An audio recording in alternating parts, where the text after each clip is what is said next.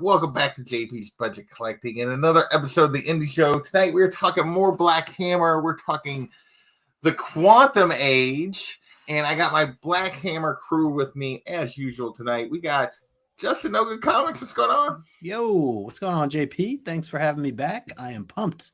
I'm glad to, it's been a couple weeks since I've seen you, and as we just talked about last time I seen you, you were in a bad way, so glad to see you survived. Well, remember I shrunk, remember? You shrunk. You were drinking. I was standing next to you, normal size, and then I shrunk. Yeah. I don't know what happened.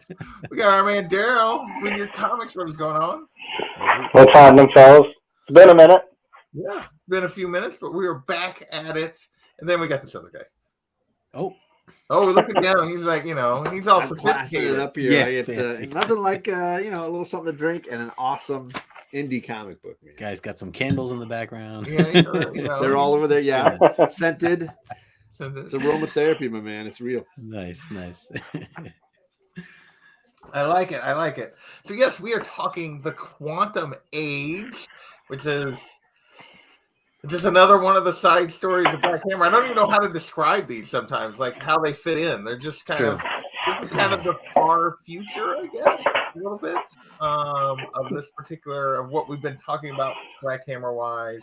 Was it 31st century or 31st century? So far future. So let's just get initial thoughts. Let's start with Justin. What were your initial thoughts on the Quantum Age?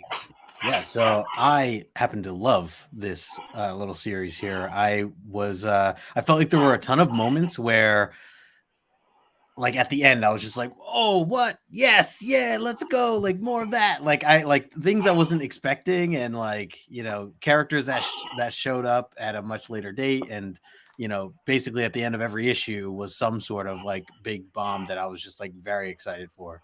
And I really wasn't catching on until the second to last or last issue of just like how they were introducing characters again and stuff like that. So I was telling you guys backstage, like I'd like to get the hardcover now because I loved this story, and much more so than the one that we had broken down prior to this.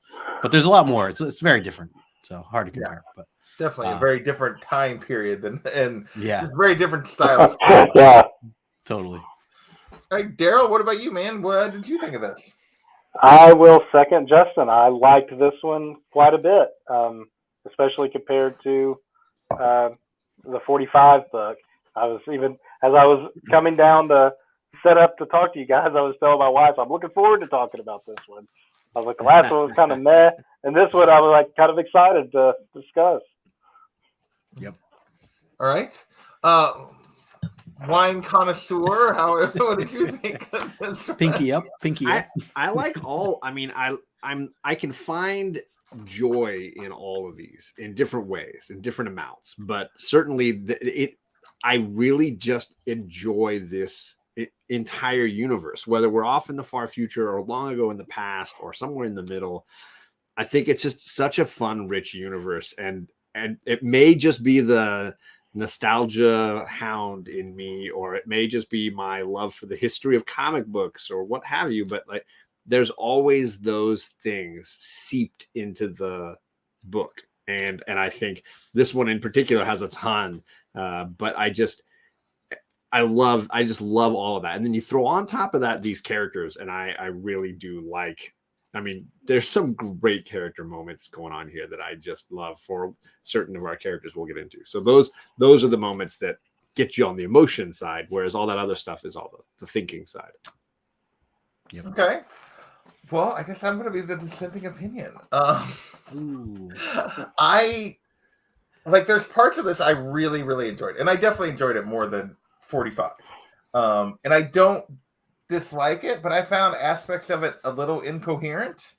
I didn't think all the pieces fit together very well. There's some like asides and other stuff that just didn't seem to work for me. And I didn't dislike it, but it definitely is more toward the 45 than the other stuff we read for Black Hammer.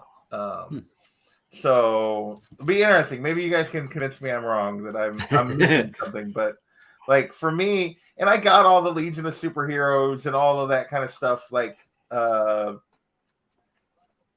homages and references and all of that kind of stuff, but there was just, I just didn't feel like this one came together for me very well. So I'll be interested as we dig through this to see why you guys loved it as much as you did. So Interesting. So, as I mentioned, we start Spiral City in the 31st century, and we basically get our first look at the Legion of Superheroes, which in this case is referred to, what do they call them? I'm blanking on it. The Quantum League? Yeah, the Quantum League. Sorry. Yes. I was trying to find it, but yes, the Quantum League, which is our version of the Legion of Superheroes, and we meet Brainiac 5, Archive 5, right off the bat here. It's kind of our guide through these, and his obsession with the 20th century superheroes is kind of where we start. What did you guys think about this little intro to Archive 5 and his little thinking back about the 20th century superheroes? Can I just say I literally kept reading his name as Archive V the entire time. It's supposed to sound like archive, right? Archive, yeah. Right. That's what I always said is archive. Yeah. But yeah, Archive V. Yeah. Archive 5. I also, I know you mentioned Brainiac, JP. I was thinking Data the entire time from Star Trek. Yeah. That was but the look is definitely got some Brainiac. Oh, yeah. Well, Sure. Yeah. But it's Brainiac. I think technically it's like Brainiac 4 that's on the Legion of Superheroes or something like that. No, it was 5. Is it 5? Okay, I couldn't remember. Yeah, Brainiac 5. Yeah. So that to me, it was just a very obvious homage to that character. Mm-hmm. That makes sense. Well, the whole thing is a pretty obvious homage to Legion of Superheroes. Yeah. That first little introduction, I guess you have it in the hardcover too, but it was funny because I read it and read so fast. I was like, this must have been a free comic book day. It just fell short. Yeah, it was so short. It was not very many pages and really felt like kind of like an introduction almost to the Black Hammer world in a way. And then it was just like, all right, let's get started, And I was like, this had to have been a free comic book. And I looked in the back and it was.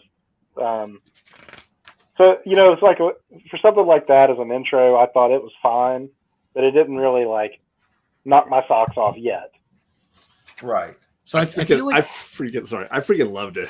I still think one of my favorite lines of all time when they jump to the farm. The fly, yeah. Oh my god, I love it. And Golden Gale's like, "Hey, look, here's a magic wand for you, creep face." Yep. So, and the bottom right after that, good. where he's so like, good. He's like, I'm sure whatever the heroes went and wherever the challenges they encounter, they're faced with grace and courage. Right after that scene that you're talking about. yeah. I just love it. So Heroes, my whole thing, and I get that it was, like you said, it was the free comic book thing, and it was kind of an aside to set up this Quantum Age story. But I was like, wait, they spent more time dealing with the old characters than actually introducing this new setup? And I was like, wait, what? Yeah. I always wondered, with all these, that is he gonna have these little intros to everything? Because think about new readers or someone just trying to randomly pick this up and yeah. They don't really promote it as make sure you read Black Hammer, all this other stuff first. So I wonder if he's always gonna kind of have this intro, no matter what. Although, yeah, to your points, it does take up the entire issue. It feels. Yeah, it's obviously super short, and it's basically introducing us to. It's all an aside to basically introduce us to the Black Hammer of that time. Yeah. Really, that because he's been thinking about it, and then that's there, and it was just kind of this weird. I don't know. For me, it only sort of worked as an intro because I felt like it spent way too much time on the heroes of the past. The whole thing, I'm with John. I thought the whole sequence on the farm was good, but just not necessary for setting up the story, if that makes any sense at all. The only critique I would have, I did like all the character interactions on the farm, but the only critique I would really have of that is it clearly is before all of the other stuff we've read. You know, Yeah. it's like they were on because Madam Dragonfly is there, Yep. and she wasn't there at the end. Gale is back to being, bitter Gale. so I mean, it didn't bother me in the reading of it, but sitting here discussing, I'm like, well, I guess I could critique it that way. Well, I don't get it. I like like all of it. So like Yeah. for me, I think it's a fun bridge. It's a free Yeah, comic it's a book day bridge. book. Yeah. They wanna get people into Black Hammer. So it's gonna have a little bit of the old, a little bit of the new. It's setting up Quantum Age, which blends both, right? There's a ton of characters from the original Black Hammer who appear in Quantum Age in their old man Logan versions, right? right. and they're setting that up, the relationship between the two, but it's a way to kind of bridge it. I don't feel like the balance was off for me, like the quantity of time spent with one or the other. I think it was just a way to highlight, hey, fans, it's exactly what a free comic book day book does, right? Like, this is coming up, you got to check it out. If you're a fan of the old one, this is what you're going to get. If you've never read it before, check it out. This is what the whole world's about, and then just throwing it at you. Yeah. And like I said, it's a free comic book day aside kind of preview kind of thing. Yeah. Although I just realized that like part of it's the reason like the time stuff bothered me the whole rest of the time. Because it says 31st century and it's not. It's the 21st. It's the 22nd century because it's 125 years from now. And it's like when you get into the first book, That's interesting. like the time didn't ever make sense to me. Like it was throwing me off. Like, when were we? And like it says 31st century for here, and that's when she's introduced. But then it's like you get in here and you get into the thing, and it's Spiral City, 125 years from now, and then like the math on his time was like messing with me the whole rest of the book, and it's because that free comic book day one does not match the timeline in the rest. I didn't realize that first I one. don't know that I'm seeing it where they say two different timelines. I just see the 100 So years from they now. come up, they say the 100 years, but if you get further into it, like it jumps around back and forth, and then when it jumps back to like the Colonel Weird stuff, like it doesn't add up to the 31st century. Is all I'm trying to say. It's the way, like, Okay. And then it says it inspired us in the 22nd century, right? that would be 100 years later. Yeah, I just don't see any other time jump. Maybe I'm just that's what I missing mean. It's the rest of it is set in the 22nd century for the most part, right. but it says in that it threw me when it was saying in here that it was the 31st century. Where does it say that? I'm saying, where does it Right say at the start 31st? of On the the first page. first page, first thing of the Private records of archives chapter of the Quantum League after helping laser. no, you don't see like on the book, like above the box, Spiral City, the 31st century. In pink. Dude, my Oh, book ours does doesn't not say say that. that. It doesn't say Yeah. that. Mine Mine says doesn't either. Mine 100 says- years from now. Yep, Mine that's what says- mine says too. 100 years from now. So it was a typo. Me and John have the same book. I don't know. Okay, well that's So in the that's trade just- paperback, it says 100 years from now. Yeah, see, this Wow. says so that would be why. Like, That's this is crazy. The So I didn't have any issue with that because it's consistent all the way through here. Okay, well, yeah, that was totally That's like funny. messing with me the whole time. I'm like, wait, when is this? And I wonder what it said in the actual free comic book day book. Yeah. Yeah, Hmm. I do. Mine too. didn't Like even which- say that it was free comic book day in the digital. But I you didn't know. might have digitally bought the version of the PDF or whatever of his graphic novel. Do you know Oh, what I yeah. mean? His hardcover. And Right, the hardcover it says 31st. If you bought the digital version of just Quantum Age, the graphic novel, you might have got something different. Yeah. Oh Or did yeah, you mine buy- does say 31st. Okay. That's Well, wild. it's a small quibble, but it did like mess with me. Of course, that would be very confusing. Yeah. Yeah. Sorry, I didn't. Still, yeah, it's interesting though that we would that because I'm like, where do you see this? I'm like, I don't see that I was- anywhere. I was Yeah. confused too, but I've got the same book John does. So There you go. All right, so let's jump in here. We basically have jumped 125 years into the future. We can ignore the 31st century stuff. I'm And gonna send you a post-it just to put on that page, JP. and we are basically in a a police state future. It appears that, like, we come up and it's basically, Total Recall. Total Recall, yeah, Yeah. kind of police state thing, and we don't really have any kind of even though we got the setup initially, like none of this matches that. We're not going to get any of that till later. So, what did you guys think about this whole opening sequence before we get of this kid in the police state and like the setup here, John? I mean, I'm obviously we have a lot of time jumps, right? I mean, that's kind of the design here. If you ignore the Free Comic Book Day book, we're really dealing with 2 time frames, right? Like a sort of before and after kind of thing. And so we start with the bald guy walking down the street, getting scanned and being checked out, and then we jump back 25 years earlier to look at how we got to this place. And yeah, it's a setup for the modern Black Hammer team, right? The modern league, and seeing how they came together, who they all are, and where they came from, and the circumstances of that. And there are connective tissue to the originals. Obviously, we have a new hammer, right? We have a new sort of robot. And so in that way, there's definitely some connective stuff going across all. For me, it's just like a way better version of Last Ronin. Like look into the future, and it's like, wow, this is kind of cool. Like to see alternative versions of these characters down the line somewhere. Yeah. Like way better than, I don't know, Ghost Rider 2099. All right. So what do you think of this setup, Daryl, as we get kind of this police state and then we jump 25 years back and we see the Black Hammer of this time and this Archive 5? What do you think of the initial setup we're getting here? This is pretty standard, like future sci-fi, kind of dystopian in a way, but like you said, police state, pretty standard stuff, I would say, at this point.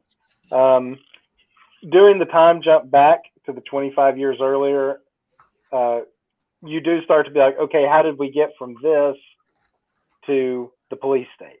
So now you're setting up the mystery, so to speak, of what's going on. You're also getting, the character build up of, like John said, the Black Hammer, and she's obviously in a relationship with the Brainiac character, which just that brain on top of his head is just so strange. To think of him in a romantic relationship with a human, but whatever. It is what it is. All kinds. So. And then we get the big alien invasion. I was gonna say that's the big event right there. Yeah. So what did we think of, given what little we knew about the Martians, other than the one that we know well, but like that we saw the others were kind of intolerant and they talked about a Earth invasion and stuff, even when they sent Marks to, they're like, well, go be the scout or whatever. What did we think of using the Martians as this invasion force in this story, Justin? I liked it. I thought it kind of went with what we already knew from them prior to this, because as you mentioned, our original Barbalian that we know, how he kind of got removed from his people or his aliens, and so that we already had this idea that they already viewed humans a certain way, and they're like, why don't you go explore and all that, and they kick them off. So I think it stayed in theme with kind of that whole thing. It also it gave me, like, I don't know if you ever read like Ender's Game. It gave me like the Ender's Game vibes with the aliens invading and things like that. And I like seeing the kid, what's his name, Trevs, as this other story right now, kind of developing, as Daryl said, like just starting the curiosity of like what's going on over here, and meanwhile, it just gives you a little break, from one aspect to the next. So I think, it's good. It was good to have that in there. And then, the relationship, as you guys mentioned, between the two. but yeah, I like the setup overall, and I like where it goes from here, where he's kind of hunting down what's her name, Linda or Hammerlass, Yeah. as she's like a bartender or whatever. And I like the guy trying to ask for a drink the entire time. He's like, hey, he's like, why do you help him? You don't help me get a drink. I've been asking for a drink for 25 minutes. Yeah, for yourself. I thought that was good. So yeah, so we see him basically trying to. So what we get is, we see the Martian invasion, but we see the aftermath that the Martians are actually now asking for the Quantum League's help, what's left of them, and they're clearly on the run also. So like we're not sure what the heck has happened in the meantime, because you went from these were the two adversaries, and now they're both working against something, and so you do get a nice little mystery set up, and then of course, like she's pissed because she thinks he's going to lead whoever it is to him, and then he does get caught, only to be found by other members of the Quantum League. So what do we think about this reveal of Modula and what is it, Herb. Herb. My favorite character right there. Is it? Loved Herb. Yeah. There were emotional moments with Herb. Like I felt, I was like, I felt bad for him. He's being told what to do and he just does it, and he's like, well, all right, Herb will do this. Like, but he's like killing people and he's very put upon. Yeah. But Archive uses him. Like he knows what his powers, and he kind of, has him do things that even Herb's like, oh, are you sure I do this? Like, what happens if I do this? Yeah.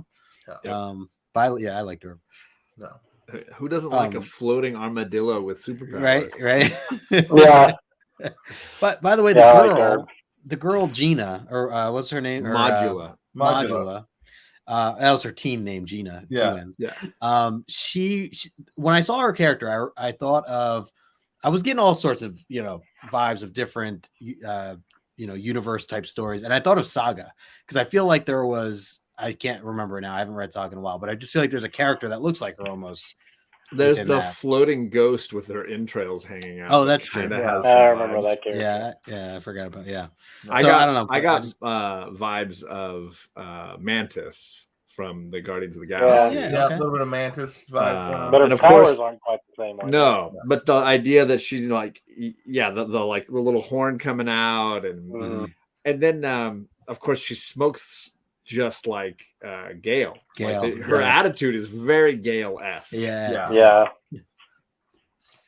Well, who would you say Herb is then? Herb feels like talkie-walkie to me, in the sense that he just feels like he does what he's commanded to do, and he's like sort of automated. Like he snarky remarks is all he really offers beyond being the one that you tell him what to do and he does it, which is kind of what talkie-walkie did. Like he would definitely like give his opinion, but then just do whatever you asked him to do. Yeah.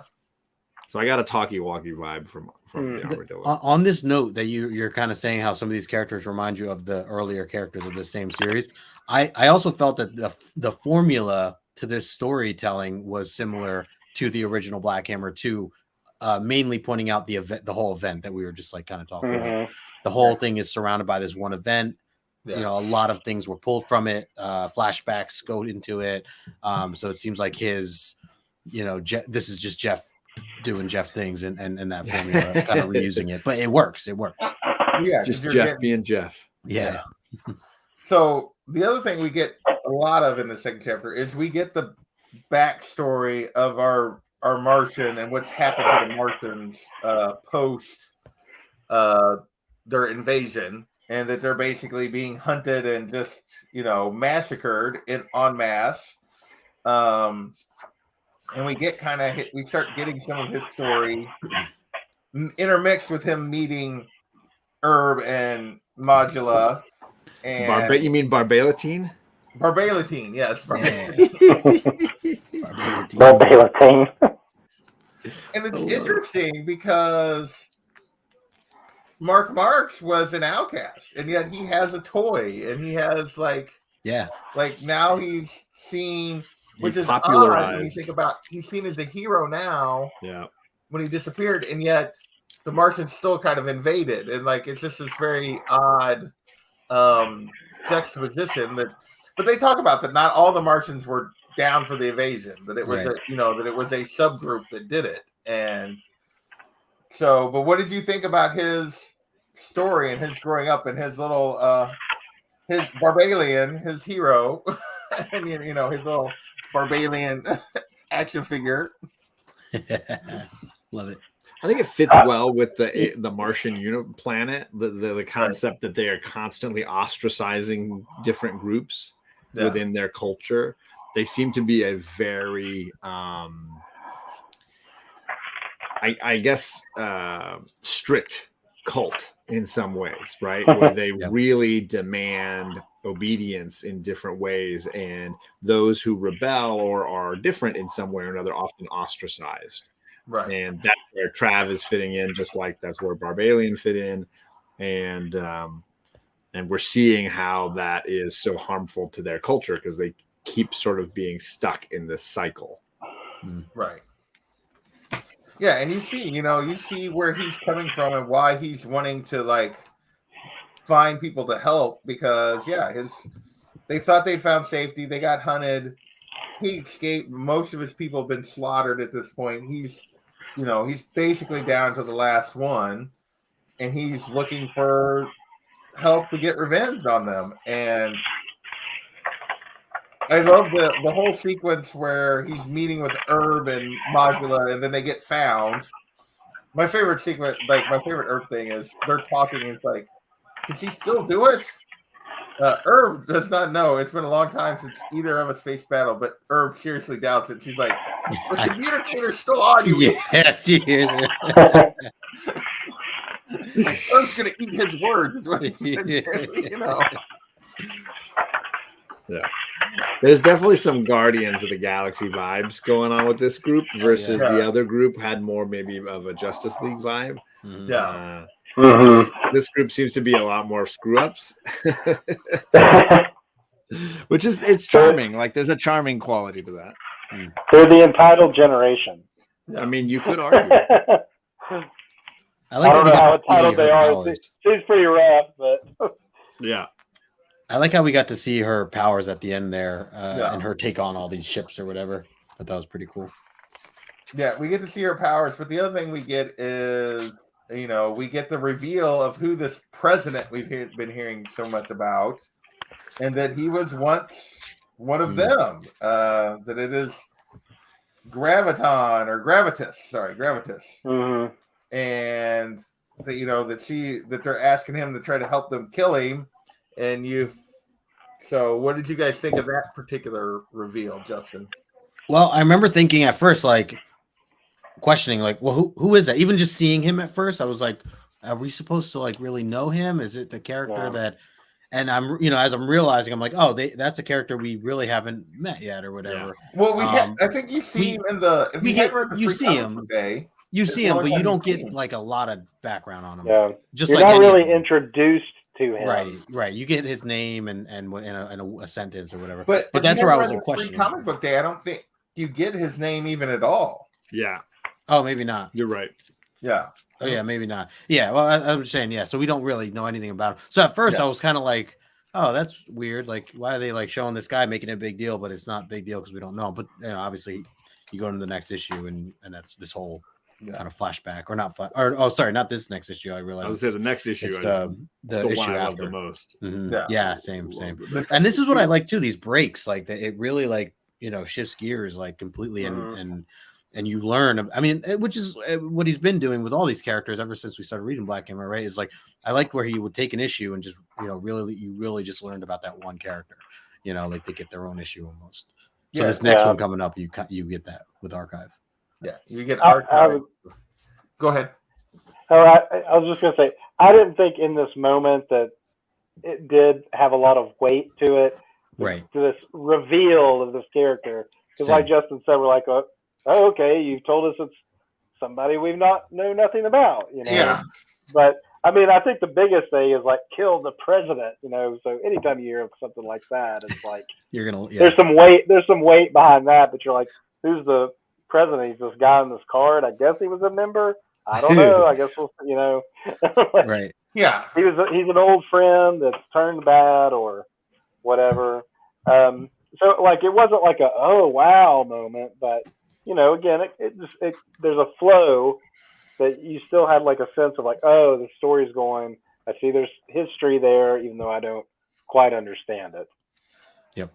Right. And for me, I think this was one of the notes that I thought like fell completely flat for me.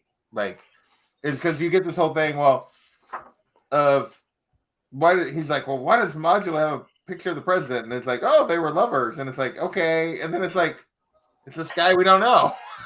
And it's, and it didn't.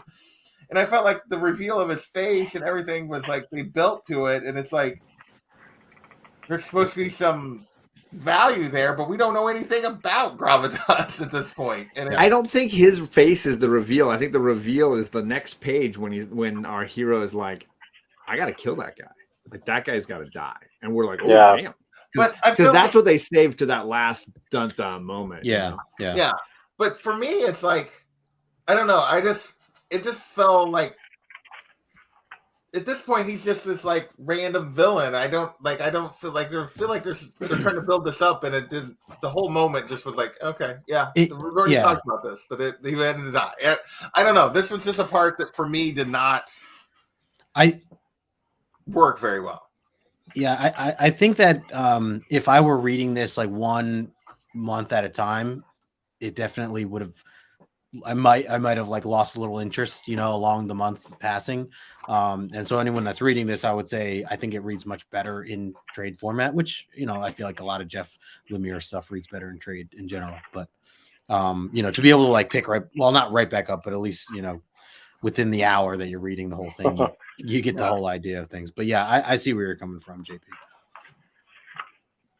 I don't see it all. What? John's like, you're wrong. You're wrong. No, I think for me, like, it wasn't about the reveal of the guy. Like, like, we're not supposed to know. For me, it was about the reveal of our character deciding I need to kill him. Like, it's not even like I need to stop him or whatever. It's like, no, I need to kill him. Like that. The moment was our sad little Trev's making a huge decision that's going to guide all of our characters moving forward. And so the moment wasn't like, oh my gosh, the big bad guy they've been building up, as much as it was like, oh my gosh, look at Trev going from little weakling to guy who's going to face down the powers that be. So that's and in the midst of it, and in the midst of it, you've got him like flashbacking to watching him pop heads and stuff, stomping on his family's head. So, I mean, yeah, you're right, John. It is more about like the character, the Trev's character, than it is the reveal of Gravitas. Right. And then we're following like his journey of how he's like going about making this happen. But for me, that's where, and we'll get into it as we move forward, but I don't feel like they commit to his journey. Like, the first 2 issues here is set up that this is about Trev. And then the rest of the book, I feel like it's more about Archive 5 and Hammerlass. Like, I think it's about the team, and maybe that's the challenge that the part that didn't work for you is that like everybody gets their little moments, and like it's about all of them as a group, but maybe you wanted more of a through line for the piece. I just felt like it was a little all over the place as we go through this, and but that's just me. I did like I said, I enjoy moments of it. Like, I enjoy this whole background in this next issue on Archive. And it's so freaking good. That's why. Yeah. I mean, I love the Archive issue, and I loved this cover. It's very Machine Man. So good. Like the Barry Windsor Smith. Yes. Machine Man. Yeah. I just like how it opened with like the computerized. Yeah, very Tron. Yeah, right. And like walking back and forth between the mother and for sure and him or whatever. I thought that was really cool. Yeah, it's almost like the circuitry is morphing into the organic brain. And you see the brain. Yeah. So we get the background here that Archive 5 was I will say at first this was a little off-putting because this is the only time we don't get timeline information at the start of this. Like that we don't get like, oh, this is like even further back in the past than we can get. Like, like we don't get that until it's like, oh wait. We just realize this is the past as we go through the rest of this flashback, and the others are in like this academy and and stuff. But like, yeah, I enjoyed the archive background here. We get to see Marcella and Gravitas. We finally get a little background on this Gravitas person as they come together, and we find that these were the three that kind of started this team, the Quantum League. I don't know. I think we all like it. Where do you guys want it? What did you like most about this particular one? I'll start with Justin. I mean, well, I just generally across the board with this. I like that it was mainly just learning a little bit more of the history of the three of them. So the main guy now, who's the president, Gina, and what's his name, V, or Five. But I just like the transformation of like learning that he wanted to be this.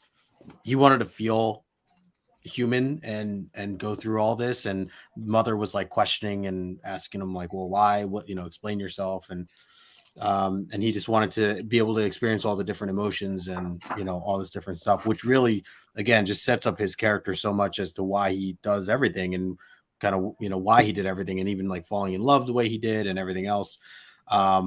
But then also to see, like, I like that they showed like him in this page here, the little capsules, incubus, and he's like and he's just going through the motions, and each little text is like just memories of what we've kind of already read, little pieces of it, and him living it, and then realizing at the end of it that event, where they take out Manhattan or wherever, I think it was Manhattan, and then him being destroyed because he loses all his friends. He feels all that emotion and then wants to, like, he wants to forget. That's like the ending, which is very human. It's very human. Like, no, I think his arc through here is really fantastic. This whole thing of he's feeling responsible, and he's feeling like we see the thing. Interesting is Gravitas is the one that's like, yeah, we should pull together people from everywhere and like with abilities and all over the universe, humans and aliens, and then it's like, but then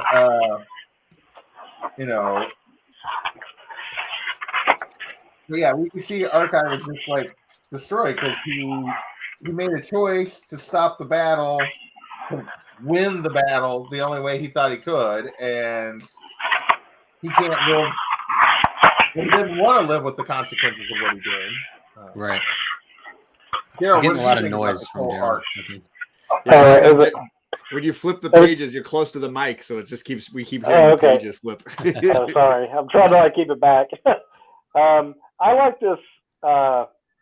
This whole issue is probably my favorite of the book, honestly, because it does give you very quickly almost the entire history and the backstory of the bigger story. Right. I love the archive stuff, of course. I mean, the stuff with like the football game was a little hokey. Anytime I see future sports, I always kind of like, get a little bit weird about it. But, it made for a good, like, how they got together and stuff. I liked the idea, though, of like, Archive was at the game kind of forced by his like classmates or roommates or whatever to go to the sporting event and partake in some school spirit. I liked that. I can't remember, why was the girl there? She was there with her dad or something. Yeah, her dad like dragged her along. Yeah. But I liked how like they were all there. Of course, Gravitas is actually like kind of the star player. And then, of course, when it gets back to the end I like how it starts with Archive wanting to leave, and then we get back to it where he returns after the big cataclysmic event and his guilt, and like he just wants to forget. I was wrong. just make me forget.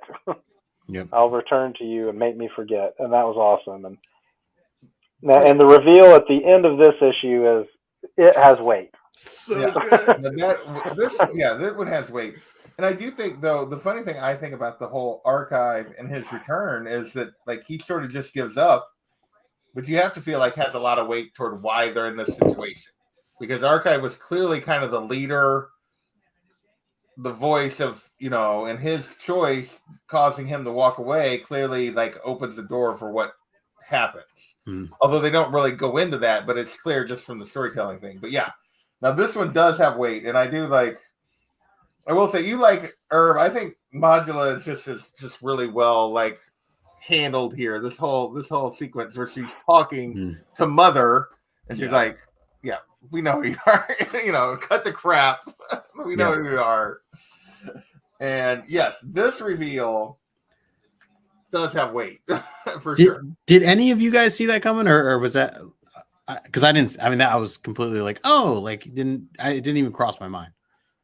I don't think I did when I read it, but I think it's because sometimes there's always moments when they reveal that Walkie Talkie was female, that like the voice was female. Cause I know that I think it always like twisted my brain every time they would like comment on the fact that it was female, the robot, I would be like, oh, that voice is not female in my head.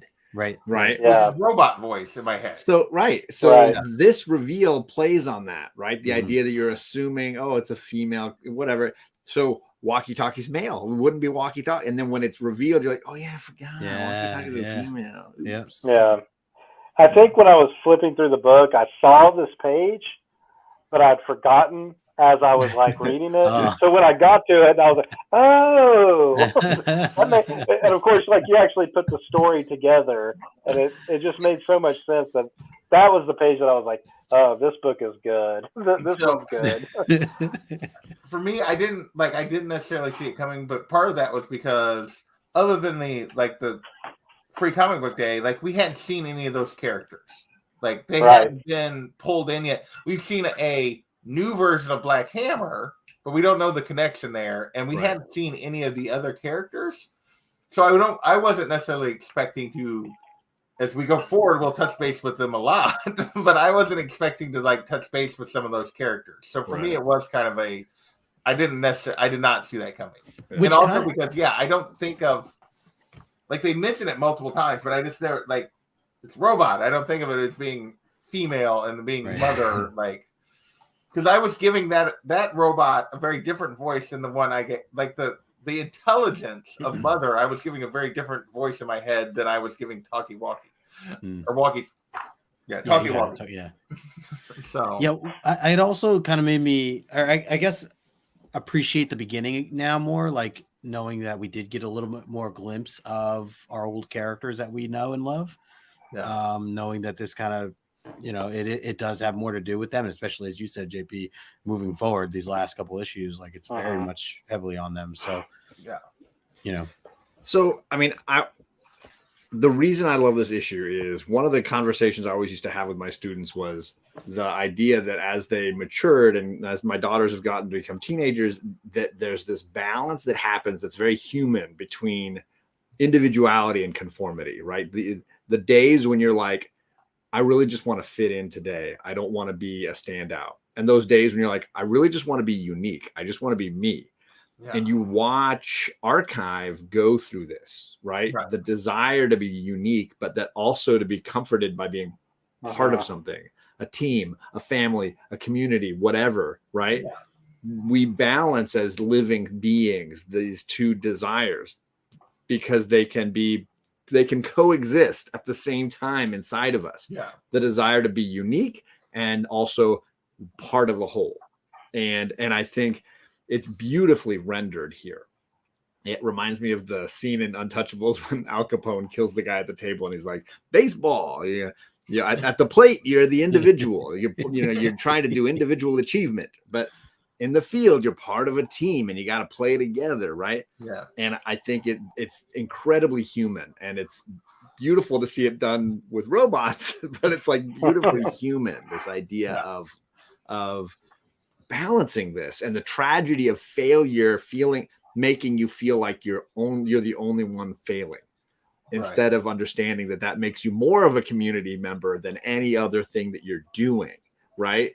The failure is humanizing, or at least making you part of this culture. It's just beautiful. It's just tragic and beautiful. And Walkie Talkie as a representative of somebody who has been beat. We've seen him murdered. Basically, we've seen him. We've seen her reveal the truth and be tortured for it. We've seen her be the only one trying to continually escape the trap that they were stuck in. She has continually been someone who's been trodden upon, and to have her become this sentient being who's like, I'll create children, they'll learn life's lessons, and then they'll come back to the collective, kind of very Star Trek New Next Generation Borg like. And I'll put them back into my collective, and they'll understand that mother is where they want to be. It's almost like turning Walkie Talkie into a villain. It's wonderful. I love it. Yeah, I can see that, but not completely villainous. Certainly. This reminded me of the Borg. Yes, right? Very Borg. Yeah. But not as, of course, not the as Borg horrible. Was like assimilate. She is very much like isolate.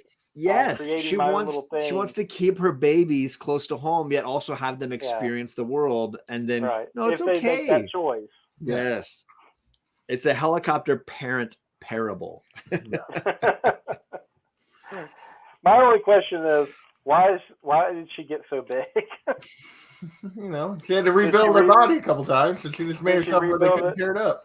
Okay, so Daryl, you don't need the same style. You don't need to judge women when they have babies. They tend to get a little bigger. It's not like, I don't think that you need to judge women like this. Your harsh cultural standards are unacceptable. Look how many children she's had. She's going to grow a little bit. I feel very put in my place now. It's great. All right. This is a clip. This is great. Justin's like, oh man, I'm glad I'm not on shows with this guy anymore. Sure. It's great content. Right. Great content. Well, I would agree. That was definitely the best issue, I think, of this run. Anything else you guys want to touch on before we move on? Keep moving here. Yeah, but I will say I love the cover to the next one. Yeah. Probably one of my favorite There's covers. a ton of great covers for this run, Yeah. I do think. And there's that, I think we skipped over a great variant for issue 1, I think. It's the Barbalian one. Barbalatine. I love this cover. Is that Christian Ward? Yes, It looks like a Christian It's Ward. so beautiful. The colors. So I think there's a ton of great variants for this particular saga. But great stuff. Now we're on to Black Hammer last. So now we get how Hammer last got the hammer. And we get to see our Black Hammer that we know, older and mature at the end of her run. And so I love all these iconic visions of it's not quite Storm through the eras, but it almost is. It's like it's like Pam Grier and Storm through eras. The hair, the like mohawk hair at some points, the afro with the like white stripe. The white stripe. Yeah. Man, this is like great African American women through history looks we get in this book. Even when she after she gets it, there's the mohawk. Like I'm feeling the Storm, Pam Grier, Sojourner from Far Sector. There's a lot of great nostalgic African American female hair going on in this book. I love it. And I do love that, that when the time's right, the hammer will show you what to do. And like she's going content about her life, and then the hammer freaks out. She's like, son of a bitch. Yeah, it's so good. Great great grandma was right. She's like, now really? Like you had the look on her face is like, like like, no, damn it. It's great. I like that she just had the hammer in a trunk in the back of the bar. Right. Deal with that later.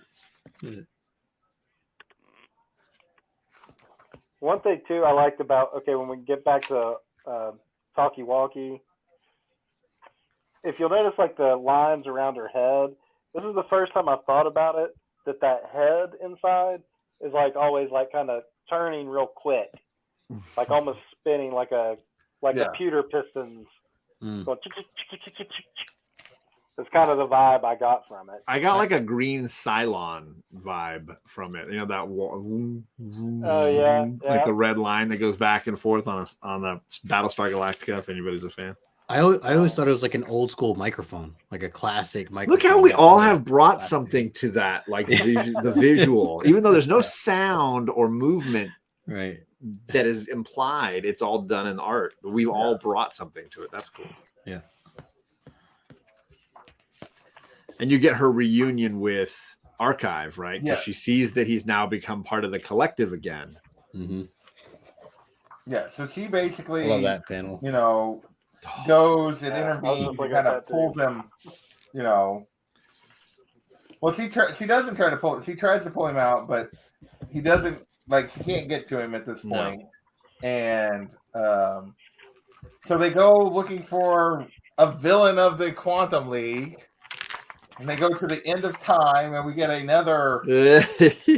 Well, can we also mention that the inside of the mother ship has a very alien vibe, like the inside of the ship from the original Alien movie, like that. Mm-hmm. I feel like never it gives thought me about vibes of like that shot that Justin held up of like her flying, like the background, everything behind her reminds me of the ship from Alien, where we get to see the body like strapped to the chair and stuff. Yeah. I don't know. It gave me H.R. Geiger vibes. Yeah. Yeah, and it's got that like circular. It's like coming in Right. center point in the middle. But sorry, JP, I didn't want to like ruin the reveal. No, but yeah. So Chronakis. Chronakis, yeah. Chronakis, yes. And so she's like, she uses the hammer to go to the end of time, the end of all things. And what did we find at the end of all things? Of course. It gets a little weird. I'm just saying. Of course it's Colonel. You know.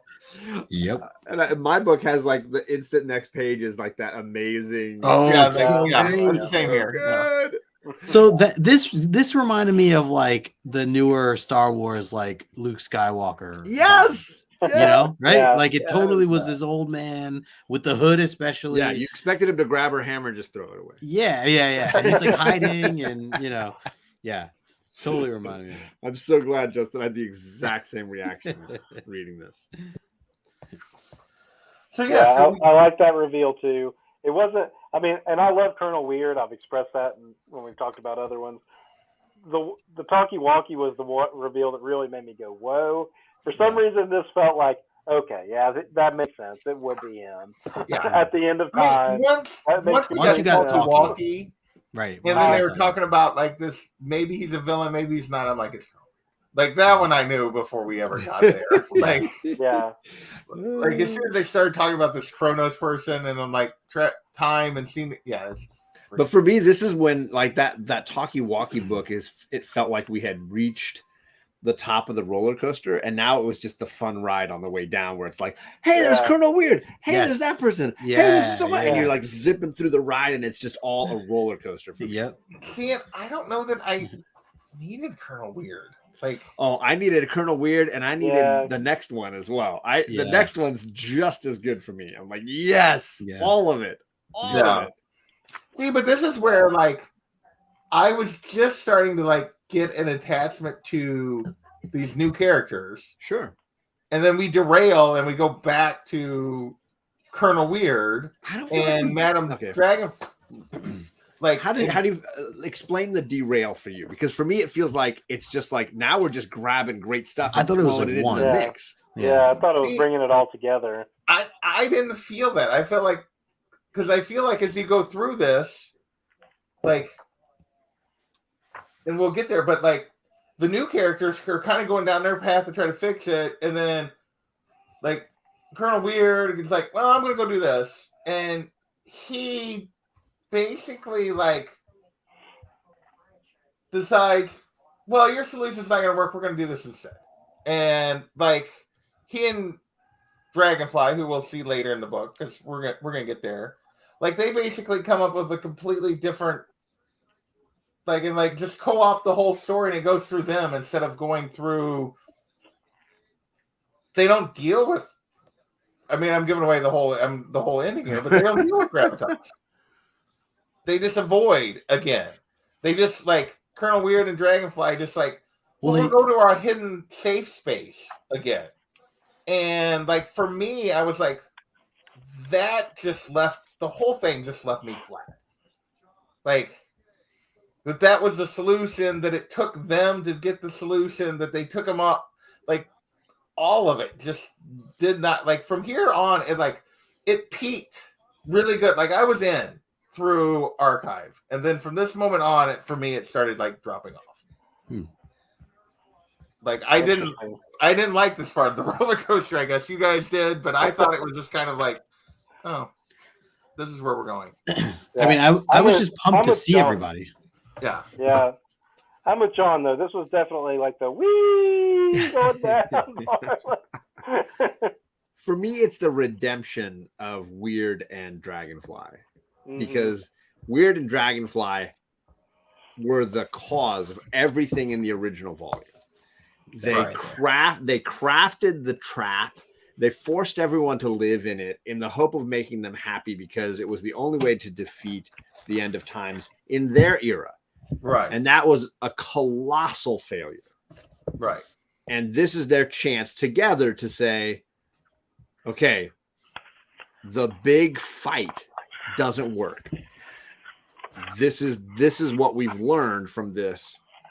Let's try something different. No, we're going to reboot. That's what they're really doing. They're taking the best things and going all the way to the end of time and starting all over again. That doesn't actually fix anything, because eventually all of the, like, you're not going to remove, like, the whole point of the first one was that, like, they had to stay away, because you could, as long as there was that much good, there was going to be evil in the universe, the balance. So if you just, again, if you just take all the good and you run to the end of time, it starts the clock over again. That's really what they're trying to do, is just keep the clock running. I think the Jeff Lemire point is the big fight with the bad guy isn't worth it. It never solves anything. Instead, we just need to start the clock over again and get all the good stuff again. I dig it. It's obviously very anticlimactic, in the same way that the Black Hammer story was anticlimactic. You don't get them socking Adolf on the jaw, because that's not the story, right? That doesn't defeat the Nazis, right? And I kind of like that. It's like it feels like they've learned something, Madame Dragonfly and Colonel Weird. I guess I'm okay with that, but I feel like it steals all the agency from the other characters that we've met, because they don't come up with it, because they don't do anything other than the Black Hammer helps use the hammer to get people through. You get to see them trying to sock Adolf. Like you guys talked about, like that we got this big reveal, and it was important that he got, like, that he decided, I'm going to have to kill this guy. Where does this character go after that moment? Nowhere. He goes nowhere. No, he learns that that's not going to work. That killing the guy doesn't solve the problem, because you get to see Black Hammer try again and again to just pound away at him, to kill him, punch him in the jaw, do whatever you can. And it's like, does killing him solve it? Well, they never kill him. Because you can't defeat it. It won't be destroyed like that, right? Right. I don't know. So for me, I liked it as an anti-statement, an antithesis of that idea, that you get to see those characters, the Black Hammer, the new Black Hammer, Hammer Lass, and you get to see the new Barbala team face that a little bit and realize that no, we're going to learn what the last group didn't learn, right? Right. I don't know, but I don't even feel like Did they actually learn it? I don't know. For me, it just did. I feel like Yeah, they it's brought fine if together- you feel like the note didn't play Yeah, the same way. That's fine. I mean, that's the reality. Like, I'm not trying to convince you that you're wrong because it's not possible. Like, when you heard the symphony, the way it sounded to you is clearly it's just your opinion, right? You Right. feel No, it, right? Emotionally. yeah. I don't know. For me, it just didn't. I felt like it just stole. Like the story was about the other characters, and then it wasn't. Then it was about Dragonfly and Weird. And But I'm okay That's with it's a that. fair. And it also, That's fair. yeah, yeah, that is fair. I guess I was excited, like Justin said earlier. I was excited to see these familiar faces again. well, and But I don't want to like you guys enjoyed it, so I'm not like trying to crap on your enjoyment. No, I'm I just don't. trying I to don't think we're explain- trying. I don't think anybody's trying to convince anybody. We're Yeah. just trying to express why we might have felt one way or the other. Yeah, I'm just trying to explain why it didn't work for me. Right. Like, no, Which is I totally will say valid. there's still moments in here, like that I love, and like, so it's not that it's all bad. It just was like, I don't know. I felt like bringing them in and giving them control of what happens and control of the story. Just like we got to meet Archive 5, we got to meet Hammerlash, we got to meet Trev and Modula and Herb, and then in the end, they didn't do anything. Like they didn't really. It was like, okay, this is really just another Colonel Weird and Madame Dragonfly story that we spent 4 chapters on other characters, like before they got introduced. You know, But see, I feel that like, panel is gorgeous. Yes. I feel like This this is great. this isn't the end though. It's really the beginning.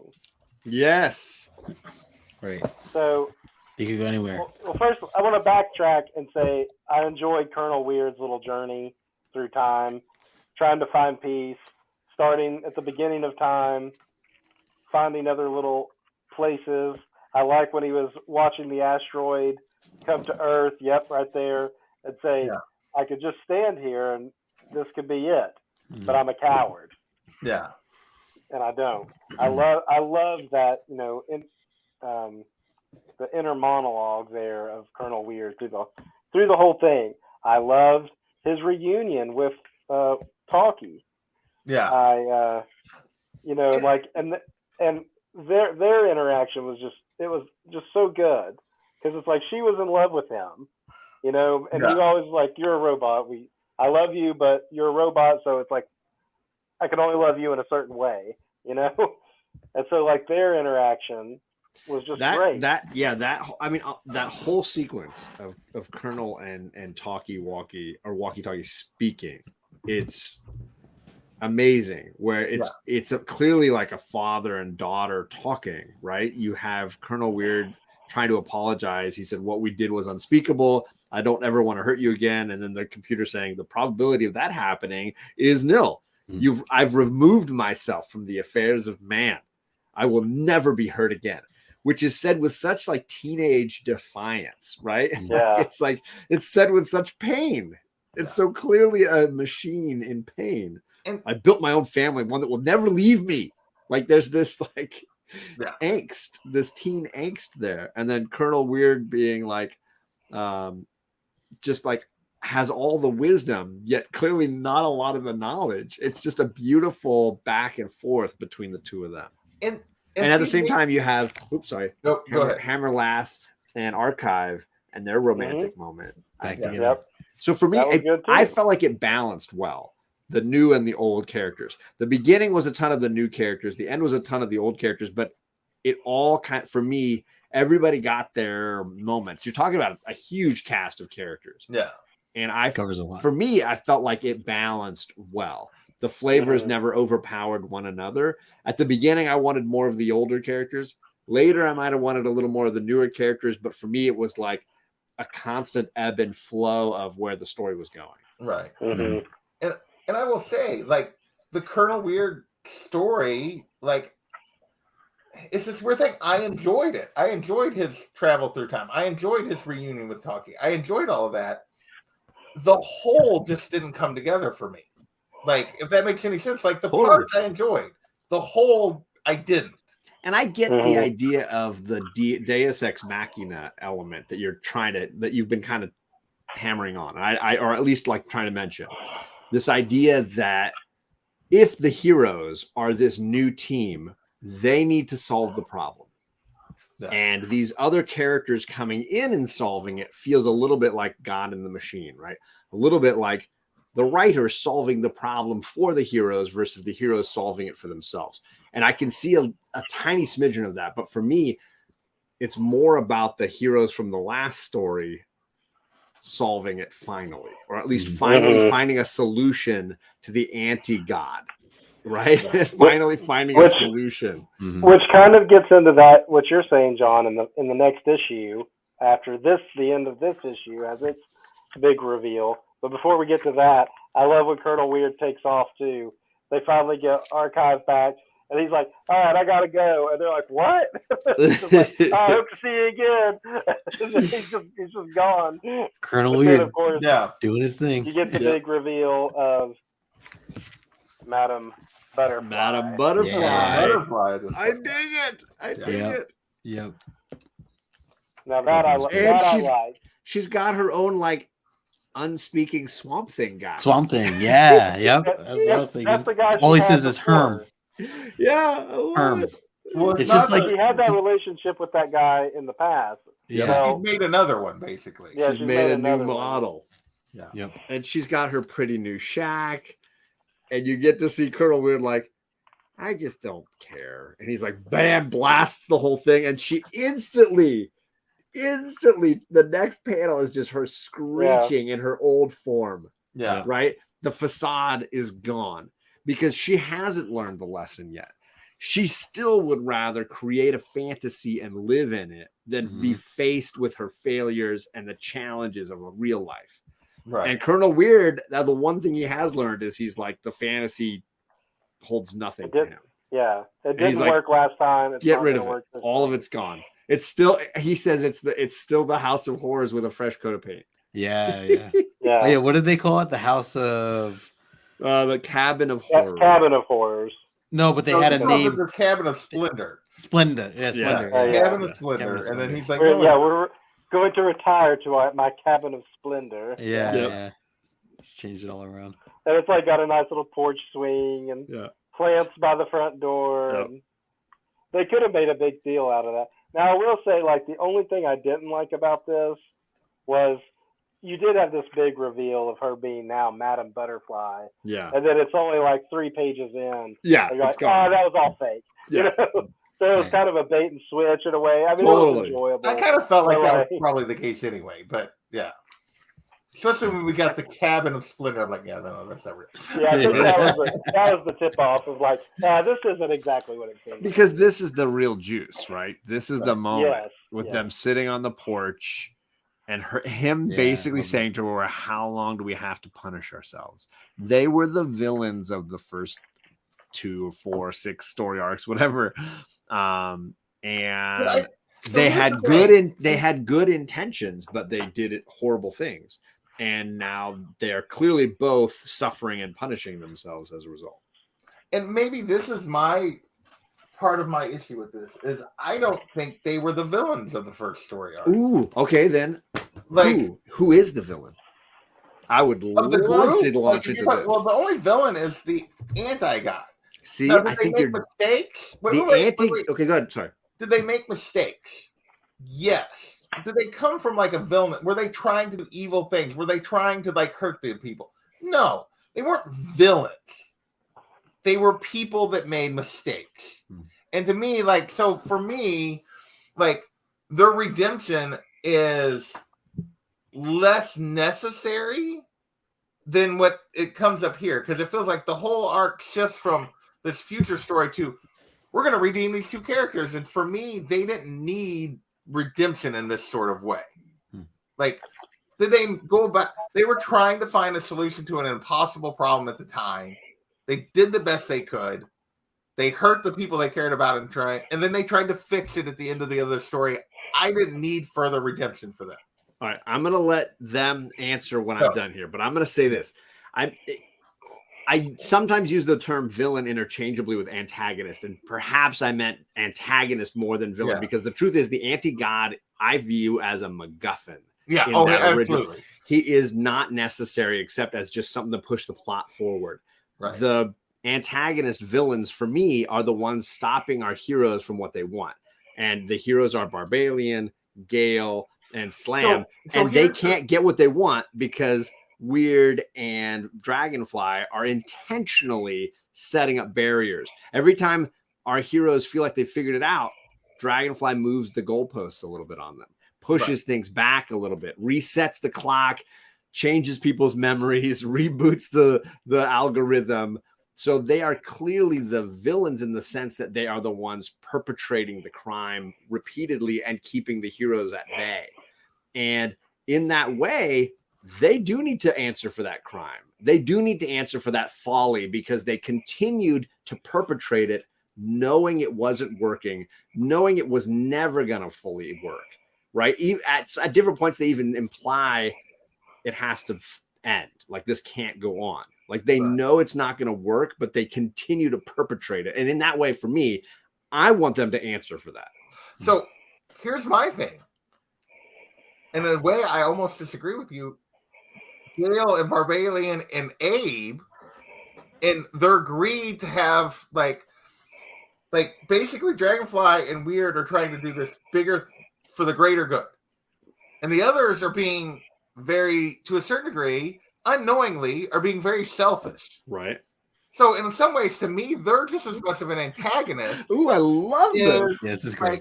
As Weird and Dragonfly are. Now, I'm For me, this but but for me, this is the entirety of the main Black Hammer story is these dichotomies. I would love to hear Justin and Daryl talk about Go ahead, Justin. You first. it. You both make amazing points, and I agree. I see where you're both coming from, and So honestly, would love to hear more I'm of this, team but this Gale, Barbalian, and Slam. He's Right. team Dragonfly and Weird. I love this. Yeah. I think that I don't know. I guess I'm a little more on JP's side, but I think a part of it's as you were using the word villain earlier, John, and I know you clarified. But yeah, like I think I see JP. I hear you more like kind of what you're pointing out here. And I think I'm leaning a little bit more on JP's side, just general like throughout the whole thing. Like I don't think I needed the redemption of or their punishment of these two, specifically. But I mean, with all that being said, like I still just want more of all the original team. So Sure. I think one of the reasons I just loved this was, as Daryl was pointing out, like some of my favorite stuff in here was seeing Colonel Weird's history and what he went through to get to the end of time and everything else. And if you think about like his information or if you think about him as a character, if you put yourself in his shoes, like, or you think at least, everything and that you've seen everything that happens. How all the outcomes happen. Like, what would you do, in that and how and kind of what he just does. He just goes to the end of time and just like, grows up.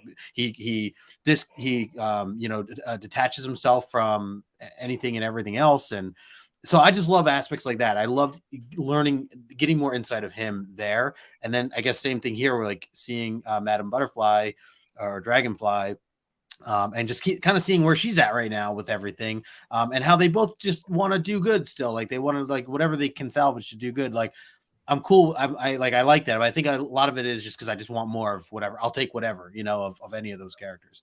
I would still like to I mean, I guess we know where Gale and them are right now, but so overall, I think to JP's point, like I don't think I needed it. This, these two trying to make up for whatever. But I was happy they're in this. I was happy that we got them in this. So I think that's I'm in the middle, I guess you could say. I'm actually going to side more with John because I do think I think that as the antagonist, definitely Weird and Dragonfly, they were setting up the obstacles. They were doing. I guess you would almost say they were like reluctant villains because they were doing it I mean, they make a big point. They were doing it out of love. Like they loved They the, meant well. they meant well. And they knew that like if they didn't do what they did, then the MacGuffin was going to destroy everything. So I see that. I do see JP's point about most of the characters being selfish, except for maybe Slam. He was like okay with just riding He it out was on very the much farm. selfish, though, because the only reason he didn't want to leave was because he suddenly had a woman. Yeah, Like, but he was.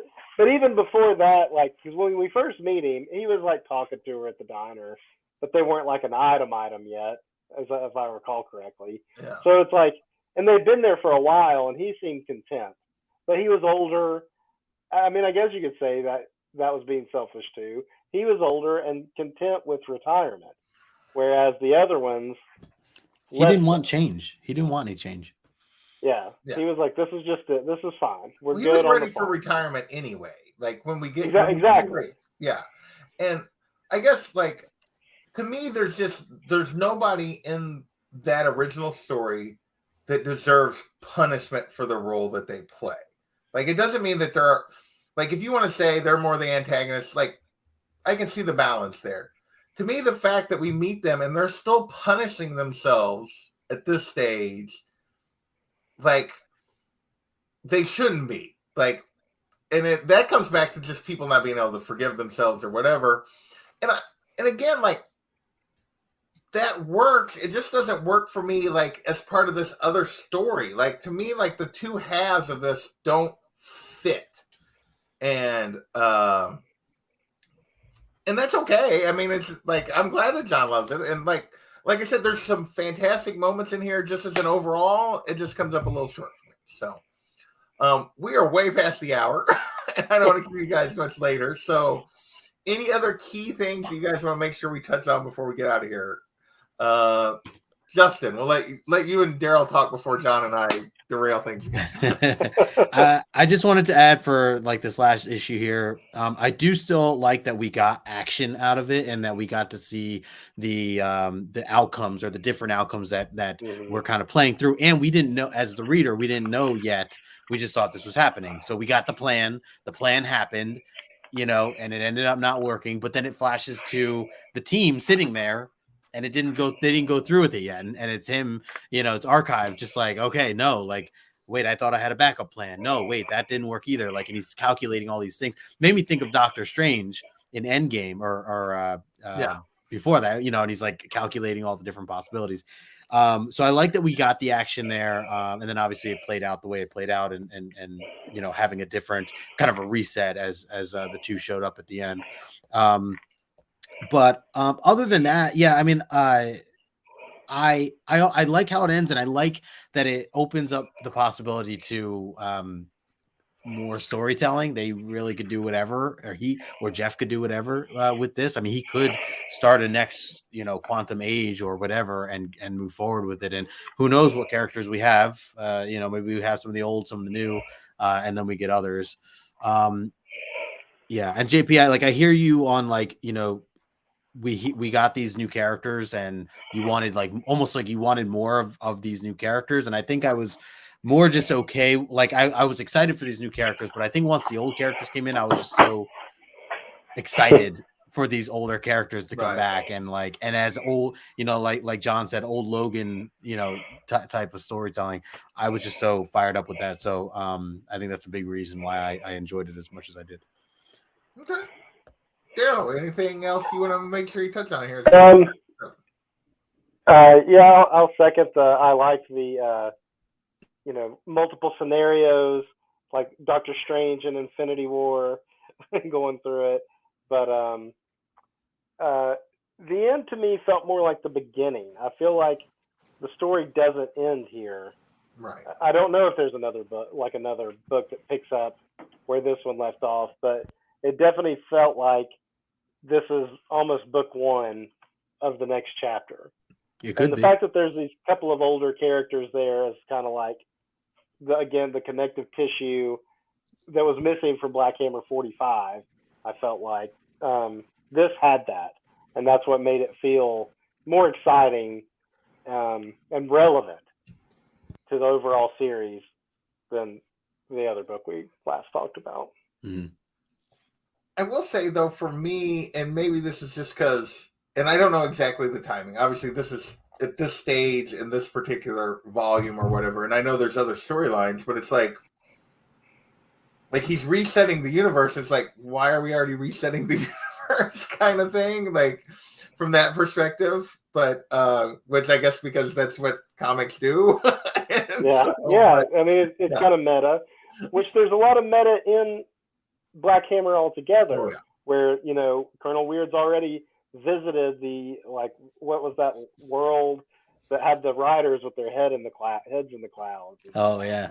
So yeah, so it is kind of like, oh, well, this is what comics do. They reboot. They start over. They either do a soft reboot like Marvel does, they do a hard reboot like DC does, or it's like those fly-by-night companies that are just like, well, our story ended, so let's just start it all over Move again on, from the very yeah. beginning. Yeah. You know, so it's got that meta-ness to it. That All right, John, anything else you want to make sure that we touch on before we wrap this up? I just want to say this was phenomenal fun, and talking with you guys about this just capped it all off for me. And just the juice of that last bit of conversation we just had for me is like the whole point of all of this, because the fact that we could all draw so many great things and so much rich like depth out of this, that the layers are so deep to what we're talking about here and to what these characters are going through and how these stories interrelate and how these things are connecting across, you know, several different volumes. I think there's just a ton of meat on the bone here. And it's just a lot of fun to spend time with people talking about it. Because when I read Black Hammer, I felt like I was the only person on planet Earth reading this stuff. Oh, man. And it was like, hey, somebody talk to me about Black Hammer. And I'm just happy to be here doing it. See, John, this is why I twist your arm and tell you to read things all the time, just so I have someone to talk to. Now I gotta blame you for Judgment Day. Yeah. So I will say, I do want to make it clear, like, I don't dislike this. Like, I don't like hate it. Does it fall on the Black Hammer scale? Does it fall toward the bottom? Yes. Like, the only thing that I liked less than this was 45. I don't dislike this, but it just didn't it didn't come together for me in a way that would keep it on the level of the main Black Hammer storyline that we've had. And so it's not, because there's enough in here that I love. There's that whole chapter with Archive 5. I love the stuff with Colonel Weird and Madame Dragonfly. I just felt like it stole agency from the rest of the story, like in a way that didn't work for me overall for the story, even though those moments were great, if that makes any sense. And so, like, I don't hate it. It's just like, I just don't love it. and that, you know, and that's, yeah. So it just clearly, I didn't like it as much as you guys did, and that's okay.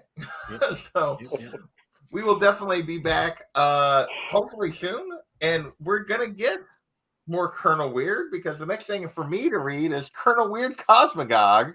oh, cool. Volume for me in the storyline. So Because I gotta ask, is any of yours containing Black Hammer Justice League at all?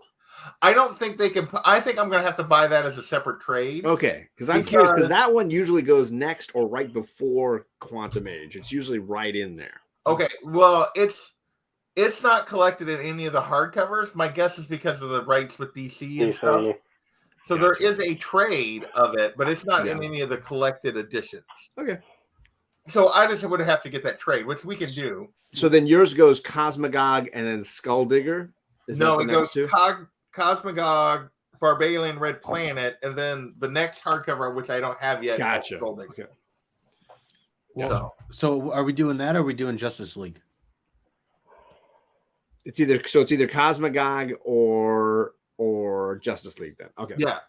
Well, I guess that's, yeah, you just, if we need to do Justice League, then I just have to get that trade. It's not a required reading. It definitely takes us back to the farm, takes us back to when they were living that life, and imagines an event that swaps the Justice League for our characters. So our characters get freed and land in the DC universe for a little while. The DC Justice League is stuck on the farm.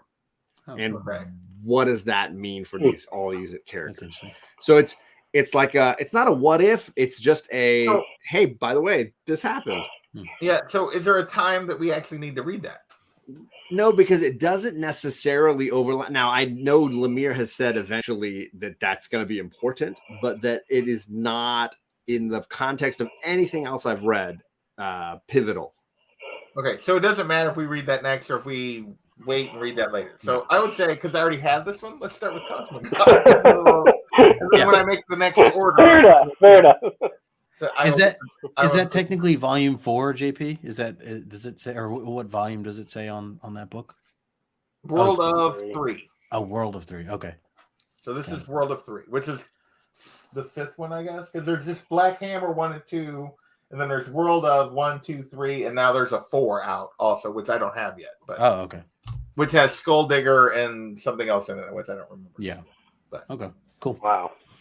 I All didn't right. realize there was so much of this. Oh, yeah, going there's on a into it. And he keeps cranking them out. So All right. Well, with that, we're gonna wrap this up. Unless you guys got anything else you want to pitch beforehand. Justin's been mostly offline. John's even been a Low-key. little quiet lately too. Other than last night, we were playing a little bit of Kamigori's over on John's channel. So go watch the rewind.